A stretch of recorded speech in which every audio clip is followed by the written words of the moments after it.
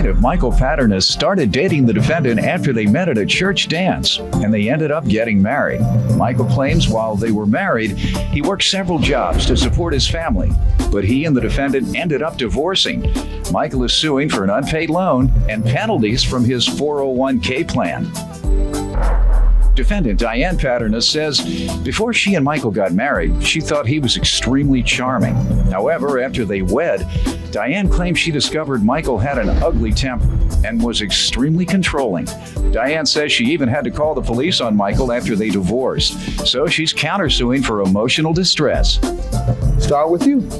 First of all, I met Diane in 1994 at a church dance, and within a few hours I found I was quite attracted to her. What type of music were you all dancing to?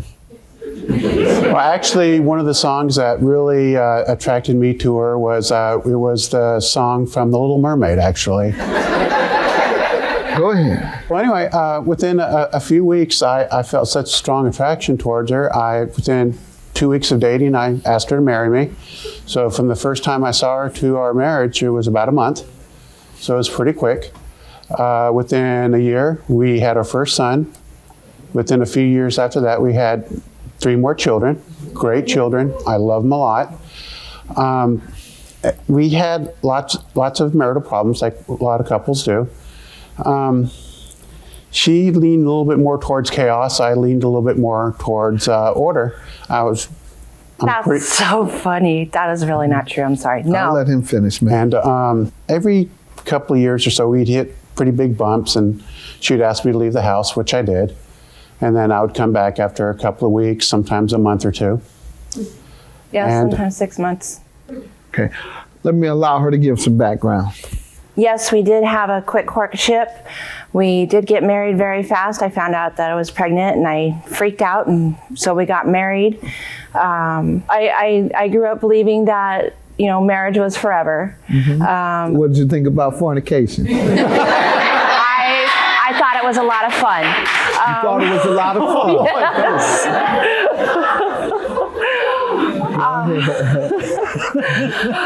fun? So about a month after we got married, I saw Michael have a fit. He was rearranging our living room furniture, and it wasn't sitting up just the way he wanted it. So he got upset and threw it over our 3rd-story balcony. And I was so freaked out after that. I thought, what did I get myself into? Well, that's like me with laptops, so I'm not gonna hold that against him. I've thrown 3 laptops out of the window. I'm so technologically challenged. I go to doing it and nothing works, and out the window goes. Yeah. Just kidding. I feel like throwing them out of the window, though. And at that point, did you assume something was wrong with him? Yes, sir. I realized that he had a very ugly temper. Before we got married, I saw that he was very charming, very good with the children, and I thought, wow. But you didn't really know him, right? I thought I did. What made you think you did after a few months? Well, because really, we went at a New Year's Eve dance. Did you all live together? No, sir. How often did you see him? We saw each other about every weekend, or every weekend. Yes, sir. Because How many hours per day? 5. 5 each 5 day? to 10. All right. hours. So you saw him 10 hours on the weekend. Yes, sir. So that's a couple hundred hours left during the week. He could have been smoking crack for all 200 hours that you didn't see him. I was young, and you really don't know a person until about a year in. Exactly. They could be a closet crackhead. Exactly. Yeah. Go to church every day. In fact, I know some. I know some folks go to church every week, even on Bible study, Wednesday night. And then you catch them outside of those days, they're smoking crack. Yeah. Yes, sir. So my point always is that I know particularly Christian folks, and it's the right thing to do. They try and withhold relations until they're married, but that speeds up the marriage date. Yes, it because does. they want to make sure that they're married when they're having relations as the Bible dictates. So they say, oh, let's get married quick. This thing is something. So talking about this marriage thing. The marriage thing is something. The marriage thing. And so they say the marriage thing is really something I'm anxious to get engaged in. And so let's marry in 6 months. Well, some of them last, but many of them don't. What other type of things was he doing during the marriage? It sounds like you all were arguing every couple weeks. You were putting him out. What was that all about? We were arguing quite often. A lot of it was money, of course. Told you. As we Told went you through, about that. Yeah. Money? Yeah, Where do money. you think the money was going? Well, I would try. There were times. That's where that money was going. Just kidding, sir. This is one of those cases where I just want to have fun. All right? All right. She says it was over money. Yeah, there were several times where I'd be working 3 jobs, and there'd be times where I'd sleep in my car in between jobs, get off at 10, go to another job at midnight. Okay, gotcha. So I'd sleep like an hour in my car. And I would work like 120 hours a week. Wow. Let's get to the money you're suing her for. One of the first jobs I got was working at Subway, and then I worked at 7-Eleven at night. And at that time, I worked there for a whole year, and I was awarded a 401k. After a year, I was going to be able to withdraw from it.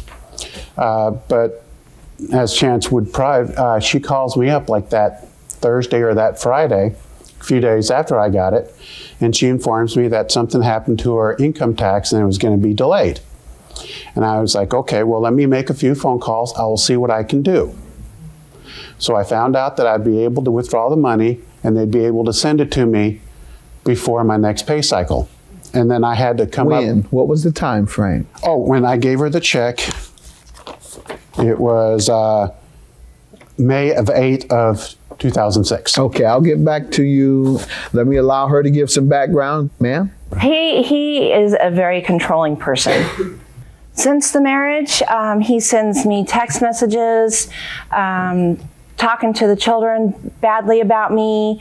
I'm trying to move on with my life and get this married. Sounds and like your emotional distress claim, which is your counterclaim. Yes. And that's a little different from trying to control you. That's called stalking.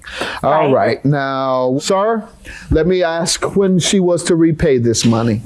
She promised to pay me back when she got her income tax return, which she got a couple of weeks later. Did she ever give you anything? Actually, I found out that she got her income tax by the kids when Did she ever give you anything? No, sir. All right. Now that's $1,000. How are you suing her for $1,240? Because I had to cash my 401k out, which was worth $1,100, and I got taxed on it. And in order to give her $1,000, I had to come up with additional money. Did she agree to pay you the taxes? She told me she told me that she was going to give me the $1,000 back. Okay. Well, that's about all you're entitled to. No. And Your counterclaim, ma'am, for emotional distress and lost wages, $3,362. How does he owe you? He came and picked up my children, and all 4 of them, and within 2 hours came back into my house while I was cleaning my room, had my music up. He's been told numerous times never to come into my house without my permission. He's not allowed to be there. What did he do? He barged into my bedroom and started yelling at me about the behavior of one of the girls. I told him, this is your parenting time. All right, so coming in without your permission. Right. What else? In that incident. What year was that? What year was that? Yes. That was in... Let me see the police report there. I can read it. And did the police take any action against him? I did not ask them to at that time. All right. What else? Another incident? He hurt me in that incident. He was yelling and screaming. He hit you? He slammed the car door on me. Your next incident is what? He was trespassing in my house. When? In 08. Describe that. I was in the hospital. My kids were somewhere else. I told him, when I get out of the hospital, I will give you a call and we will arrange for you to come get the children. He went to my house. My neighbor saw him, went into my bedroom, got the phone and started calling people on my phone. Why do you think he did that? He states because he was worried about me. Because I told him I wasn't You have home. a police report on Yes, that? I do. All right. Sir? On that particular instant, on the first one, my daughter Jackie was misbehaving quite badly at the mall. She ran off several occasions, and I told her if she couldn't respect my authority as a parent, I was going to take her back home.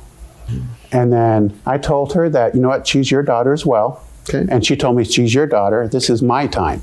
Okay. Since the weekend's mine, she wanted her own. Did you personal slam her arm in the door? No, sir. Okay, let's get to the next incident. Well, in June of 08. Monday morning, she texted me on the phone, informed me that she wanted to talk to me. She was at the doctor's office. Turned out that when she notified me Tuesday, she was in there since Sunday. And one of the first things I thought is, who's taking care of the kids? And she told me she was taking care of it, not to worry about it. And I was like, well, they are my kids. I think I should know where they are. And she starts getting really defensive.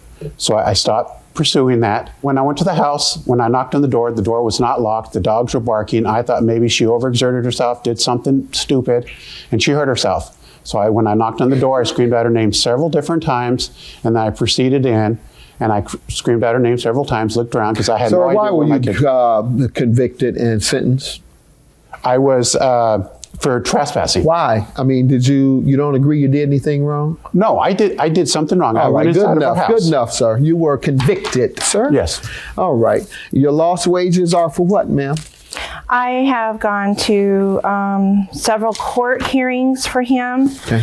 For his All right. arraignment, jury trial, and his motion All right, to ma'am. I don't grant lost wages unless there's a claim that has no merit to it or it's filed because of malice. And both of these claims have merit, and none of them sound like they're malicious. They sound like they were filed because they needed to be filed, and you all needed to go to court. $1,000 is your judgment. I believe she owes you that amount. She did not agree to pay tax by your own admission. She just agreed to pay you $1,000. Ma'am, I'll grant you emotional distress for $1,000. He's been convicted for trespassing into your home. $1,000 for you and $1,000 for you. Have a good day. I can't believe that you sat there and made that big old fuss over the $1,000 when you knew it was for your kids. When I gave her the money, it was a loan, and I take care of my kids. I pay them child support every month. We're still in a particular case about having my boys come and live with me. Yeah, he wants to split up the family and only take his boys and leave the 2 girls behind. Lovely. That's not exactly true either.